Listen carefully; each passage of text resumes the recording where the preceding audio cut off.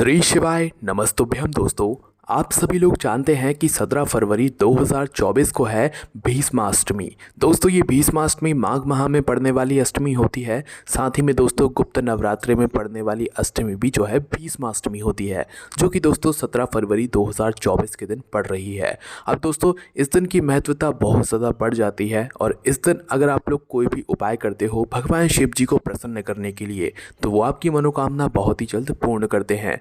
दोस्तों आज इस वीडियो में हम आप लोगों को कुछ ऐसे उपाय बताएंगे जो कि अगर आप लोग इस गुप्त नवरात्रि की अष्टमी तिथि या इस माघ माह में पड़ने वाली अष्टमी तिथि को कर लेते हैं भीष्माष्टमी विशेष रूप से, तो भाई आपकी वो मनोकामना ज़रूर पूर्ण होगी। साथ ही में आपकी जीवन से दुख और परेशानियां भी दूर होंगी। तो दोस्तों सबसे पहले हम लोग बात करेंगे एक उस उपाय के बारे में जिस उपाय को करने से आप जो भी मनोकामना बोलेंगे वह मनोकामना आपकी 3 महीने के अंदर पूर्ण हो जाएगी। दोस्तों हम सभी लोग जानते हैं, हम सभी लोग मंदिर भी जाते हैं और मंदिर जाकर क्या करते हैं, हम सोचते हैं कि भाई भगवान नंदी के कानों में अगर हम अपनी मनोकामना बोलेंगे तो वो हमारी मनोकामना भगवान शिव जी से बोलेंगे और हमारी वह मनोकामना पूर्ण ज़रूर होगी। पर दोस्तों आप लोग गलत तरीके से भगवान नंदी बाबा के कानों में अपनी मनोकामना बोलते हो, जिससे कि वह मनोकामना भगवान शिव जी तक पहुंच ही नहीं पाती है। तो दोस्तों हम आपको बताते हैं कि कैसे आप लोगों को अपनी मनोकामना भगवान शिव जी के जो सामने नंदी बाबा बैठे हुए होते हैं उनके कानों में बोलना है और आपकी वह मनोकामना 3 महीने के अंदर कैसे पूर्ण होगी। दोस्तों आप लोग 1 लोटा जल तो ज़रूर लेकर जाते ही होंगे मंदिर में, तो भाई आप लोगों को इस गुप्त नवरात्रि की अष्टमी तिथि के दिन भी ज़रूर 1 लोटा जल अपने घर से लेकर जाना है। 1 लोटा जल के अलावा आप जो भी सामग्री लेकर जाना चाहें लेकर जा सकते हैं, कोई दिक्कत वाली बात नहीं है। और ये उपाय वो व्यक्ति कर सकता है जिसको अपनी मनोकामना भगवान शिव जी से पूर्ण करवानी हो या अपने मन की बात भगवान शिव जी तक पहुंचानी हो, भाई वो ये उपाय को ज़रूर करे। तो करना क्या है, विशेष रूप से अपने घर से 1 लोटा जल लेकर जाना, साथ में चाहो बेलपत्री फूल वगैरह भी लेकर जा सकते हो, पर 1 लोटा जल तो ज़रूर लेकर जाना है ना। आप लोग को क्या करना है, सबसे पहले अपने घर के पास में जो भी शिव मंदिर हो, शिवालय हो, जहाँ पर शिवलिंग विराजित हो, वहाँ पर आप लोगों को पहुँच जाना है। शिव मंदिर में पहुँचकर आपको सबसे पहला काम क्या करना है कि भगवान शिव जी पर जो आप 1 लोटा जल लेकर आए हुए हो उस 1 लोटे जल को आपको चढ़ाना है। क्या करना है, 1 लोटे जल को आपको चढ़ाना है। पर जल को चढ़ाते समय इस बात का ध्यान रखना, आप जब इस 1 लोटे जल को भगवान शिव जी पर चढ़ाओ तो इतना जल चढ़ाना कि भाई आखिरी में जब थोड़ा सा जल बच जाए तो भाई आप जल को चढ़ाना बंद कर देना, क्योंकि इसमें से आप लोगों को थोड़ा सा जल जो है भगवान नंदी बाबा के लिए बचा कर रखना है, क्योंकि हम अभी उपाय के लिए जो है ये वाला उपाय कर रहे हैं, है ना। तो भाई आप जब जल चढ़ाओ शिव जी पर तो आखिरी में जब आपके लोटे में थोड़ा सा जल रह जाए तो भाई उस समय आप लोग रुक जाना और अपने लोटे में जल को बचा लेना, है ना। तो इस प्रकार से आप लोगों को शिव जी पर जल चढ़ाना है। शिव जी पर एक धारा से धीरे धीरे करके जल चढ़ाना है और जल्दबाजी नहीं करना है। तो भाई आप जल चढ़ाते जाइए, जल चढ़ाते जाइए। जब आपको लगे कि भाई अब हमारे लोटे में थोड़ा सा जल बचा हुआ है, उस समय आप लोग जल को चढ़ाना बंद कर दीजिएगा और रुक जाइएगा, ठीक है। और रुकने के बाद क्या करना है, आप लोगों को इस थोड़े से बचे हुए जल को लेकर आपको आना है भगवान नंदी बाबा के पास में, ठीक है। जब थोड़ा सा जल बचे तभी आना है, नहीं तो आधे से ज़्यादा जल जो है भगवान शिव जी की शिवलिंग पर ही आपको चढ़ाना है ना। तो भाई थोड़ा सा जल जैसे ही बच जाए तो भाई आपको आ जाना है सीधा भगवान नंदी बाबा के पास में जो शिवलिंग के सामने ही बैठे हुए होंगे, है ना। अब देखो ध्यान से समझना कि भाई भगवान नंदी बाबा जो बैठे हुए हैं, भगवान नंदी बाबा के 2 पैर होंगे आगे की तरफ के, है ना। तो एक पैर तो नीचे होगा पर दूसरा पैर उठा हुआ होगा। कई सारे लोग उठे हुए पैर में बहुत ज़्यादा कन्फ्यूज़ होते हैं कि भाई ये उठा हुआ पैर है कि मुड़ा हुआ पैर है। तो भाई कई जगह आप लोगों को उठा हुआ पैर भी दिख सकता है, कई जगह आप लोगों को मुड़ा हुआ पैर भी दिख सकता है ना। पर आपको ये देखना है कि भाई एक ऐसा कौन सा पैर है जो कि उठा हुआ है या मुड़ा हुआ है ना, मतलब ऊपर की साइड हो वो, है ना। तो भाई आप लोगों को नंदी बाबा का वो वाला पैर देख लेना है जो उठा हुआ हो या मुड़ा हुआ हो। उस उठे हुए पैर के पास में क्या करना है, ये जो आपने जल बचाया हुआ है ना, इस बचे हुए जल को धीरे धीरे करके चढ़ा देना है ना। इस उपाय में जल्दबाजी मत करना, धीरे धीरे करके इस जो है बचे हुए जल को भगवान नंदी बाबा के उस उठे हुए पैर के पास में जो है आपको एक धारा से धीरे धीरे करके चढ़ा देना है, ठीक है। आपने इस जल को चढ़ा दिया, है ना। अब क्या करना है वो ध्यान से सुनो। देखो अब आप लोग भगवान नंदी बाबा के सीधे कान की साइड बैठ जाओ, मतलब भगवान नंदी बाबा का जिस साइड सीधा कान हो, आपकी तरफ से आप सीधा मत देखना। भगवान नंदी बाबा जिस तरफ होकर बैठे हुए हैं उस तरफ से देखना कि उनका सीधा कान कौन सा है ना। कान बोल रहा हूँ मैं, इस बात का ध्यान रखना। तो सीधा कान कौन सा है ना। तो करना क्या है, उस सीधे कान की तरफ बैठना। अब क्या करना है, आप लोग पहले क्या करते हो भाई, सीधा कान में जाकर अपनी मनोकामना बोल देते हो, बट अभी ऐसा नहीं करना है। अभी हम उपाय कर रहे हैं। आपने बचा हुआ जल भगवान नंदीबाबा के चरणों में चढ़ाया। अब भैया आपको सीधे कान की तरफ आना है। सीधे कान की तरफ आने के बाद क्या करना है, सबसे पहले तो आपको अपनी आंखें बंद करना है, मतलब कि अपने नेत्र बंद करना है। क्या करना है, अपने नेत्र बंद करना है ना। और नेत्र बंद करने के बाद, आंखें बंद करने के बाद आपको अपना मुंह नंदी बाबा के सीधे कान की तरफ लेकर जाना है, ठीक है, क्योंकि अब आप अपने आप उनसे अपनी मनोकामना बोलने वाले हैं, है ना। अब यहाँ पर ध्यान इस बात का रखना कि अपनी मनोकामना बोलने से पहले आपकी आंखें बंद होनी चाहिए और अपने मुख से आपको एक नाम बोलना है जो है सुयशा का। क्या नाम है, सुयशा का नाम, है ना। तो भाई आप लोग यहाँ पर सुयशा का नाम ज़रूर बोलना। दो बातें आपको यहाँ पर ध्यान रखनी है भगवान नंदी बाबा के कानों में बोलने से पहले। एक तो अपनी आंखें बंद करना है, और जब आप लोग भगवान नंदी बाबा के कानों में अपनी मनोकामना बोलो तो सुयशा का नाम एक बार ले लेना है, ठीक है। सुयशा का नाम लेकर अपनी आंखें बंद कर कर आपको अपनी वह मनोकामना बोलना है जिस मनोकामना के लिए आप लोग यह वाला उपाय कर रहे हैं। और आप अपनी वह मनोकामना अपने मुख से तो बोलेंगे, पर इतना धीरे बोलेंगे, मतलब बहुत ही धीरे, है ना, कि आपको भी सुनाई ना दे, है ना। मन ही मन नहीं बोलना है, उनके कानों में बोलना है, पर बहुत ही धीरे बोलना है और बहुत ही आराम से बोलना है, जल्दबाजी नहीं करना है। आपकी जो भी मनोकामना हो, कोई भी एक मनोकामना बोलना है, ऐसे दो तीन मनोकामना मत बोलना, है ना। तो कोई भी एक मनोकामना बोलना, बिल्कुल धीरे से, बिल्कुल आराम से भगवान नंदी बाबा के चरणों में स्पर्श करके जो है उनके कान में अपनी वह मनोकामना बोल देना जो आप भगवान शिव जी तक पहुंचाना चाहते हो।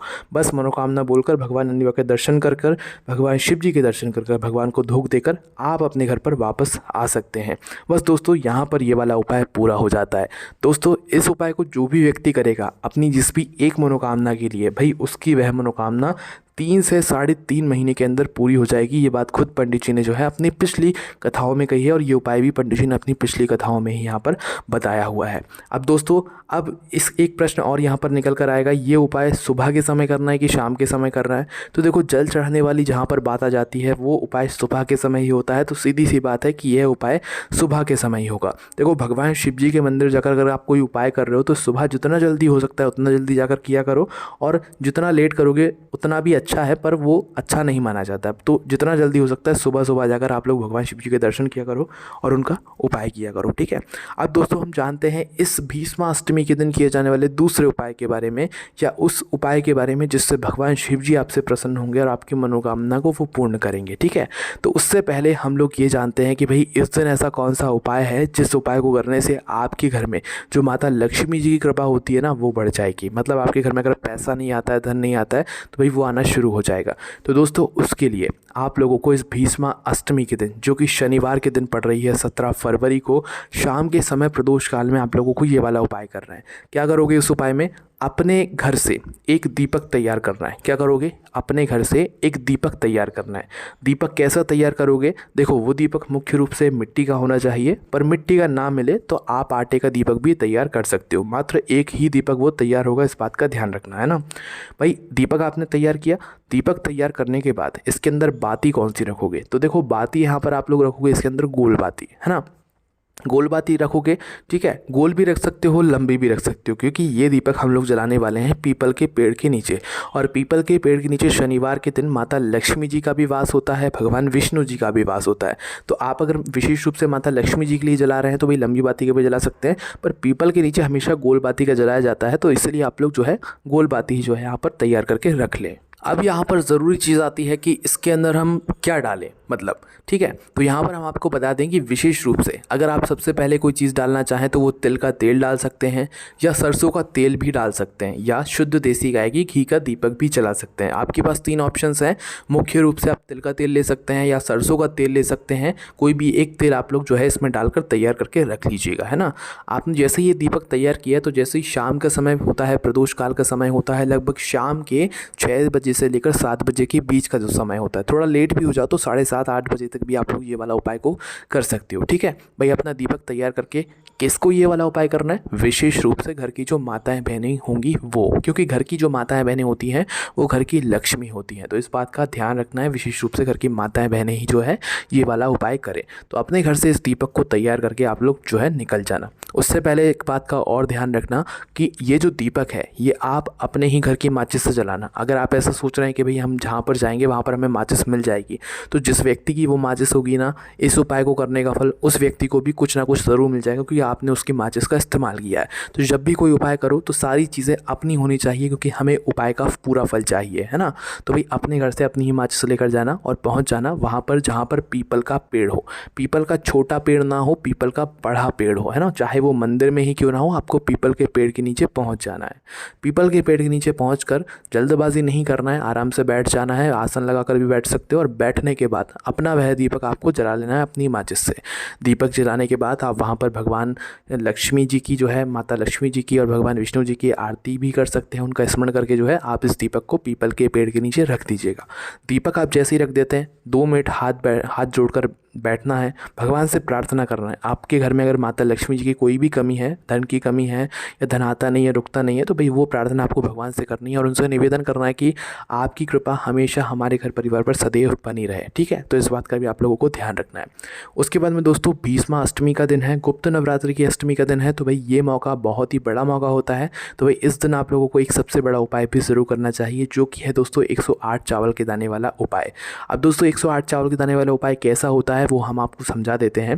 दोस्तों 108 चावल के दाने में भगवान शिव जी को प्रसन्न करने का बहुत ही बढ़िया ये उपाय होता है। और इस उपाय में मात्र हमें क्या करना होता है कि अपने घर से 108 चावल के दाने गिनकर लेकर जाने होते हैं। 108 चावल के दाने हमें कहीं और से नहीं मिलते, अपने ही घर के रसोई घर से मिलते हैं। बस ध्यान ये बात रखनी होती है, 108 चावल के दाने जो हम लेते हैं उनको हमें अच्छे से छाँट लेना होता है। मतलब साबुत 108 चावल के दाने हमें इस उपाय को करने के लिए लेने होते हैं। तो 108 चावल के दाने बढ़िया अच्छे अच्छे जो है आप लोगों को गिन लेना है। ठीक है, उनमें से कोई भी दाना टूटा हुआ ना हो जिससे आप लोग उपाय करने वाले हो, इस बात का ध्यान रखना। तो सुबह के समय कोशिश करना सुबह के समय ये उपाय करो, पर ना भी कर पाओ तो शाम के समय प्रदोष काल में भी आप लोग ये वाला उपाय कर सकते हो। तो करना क्या है, आपको मात्र भगवान शिव जी के मंदिर पहुंचना है। शिव जी के मंदिर पहुंचकर जो भी आपकी पहले पूजन अर्चना है, जैसे सुबह के समय जा रहे हो तो 1 लोटा जल चढ़ाना होगा, बेलपत्र फूल वगैरह चढ़ाना होगा, तो पहले आप वह काम कर लेना। ठीक है, उसके बाद ये उपाय करना है। शाम के समय जा रहे हो तो भाई दीपक वगैरह लगाना होगा, पहले दीपक लगा लेना, उसके बाद में ये उपाय करना है ना। तो पूजन अर्चना करने के बाद ही आप लोगों को ये वाला उपाय करना है। क्या करना है इस उपाय में, मात्र आपको 108 चावल के दाने जो है अपने सामने रखने। जब आप इस उपाय को कर रहे हो तो 108 चावल के दाने आप लोग अपने सामने रखने के बाद क्या करना है, 108 चावल के दानों में से एक एक चावल का दाना उठाना है। क्या करना है, एक एक चावल का दाना उठाना है, शिवलिंग पर चढ़ाते जाना है। भगवान शिव जी की जो शिवलिंग होगी शिवलिंग के ऊपर चढ़ाते जाना है, वो भी श्री शिवाय नमस्तुभ्यम बोलकर, है ना। अब बहुत सारे लोग ये भी पूछेंगे क्या एक साथ हम इन चावल के दाने को नहीं चढ़ा सकते। तो अगर आपको इस उपाय को पूर्ण मतलब फल जो है बहुत जल्दी चाहिए और पूर्ण फल चाहिए, अच्छा फल चाहिए, बड़ा फल चाहिए, तो आप इन 108 चावल के दानों को एक एक करके भगवान शिव जी पर चढ़ाइए, वो भी श्री शिवाय नमस्तुभ्यम बोलकर। हर दाने को श्री शिवाय नमस्तुभ्यम बोलकर चढ़ाइएगा। और जैसे ही 108वां या आखिरी चावल का दाना है इन 108 चावल के दानों में से, तो उस समय आप श्री शिवाय नमस्तुभ्यम बोलकर अपनी मनोकामना भगवान शिव जी से बोल दीजिएगा। वो मनोकामना जिसके लिए आप लोग ये उपाय कर रहे हैं, अपनी कोई भी दुख और परेशानी हो तो वो भी बोल सकते हैं। आप इस उपाय को एक बार ज़रूर करके देखिएगा, आपका जीवन बदल जाएगा, आपकी मनोकामना ज़रूर पूर्ण हो जाएगी। तो दोस्तों हमने आपको इस गुप्त नवरात्रि की जो भीष्मा अष्टमी है, साथ ही में इस माघ माह में पड़ने वाली जो अष्टमी है, इसके हमने आपको सारे उपाय बता दिए हैं। आप ज़रूर करके देखिए, कोई भी दिक्कत समस्या परेशानी आती है आपको इन उपाय करने में, आप उनसे कमेंट करके पूछ सकते हैं। ओम नमः शिवाय, जय भोले बाबा, श्री शिवाय नमस्तुभ्यम।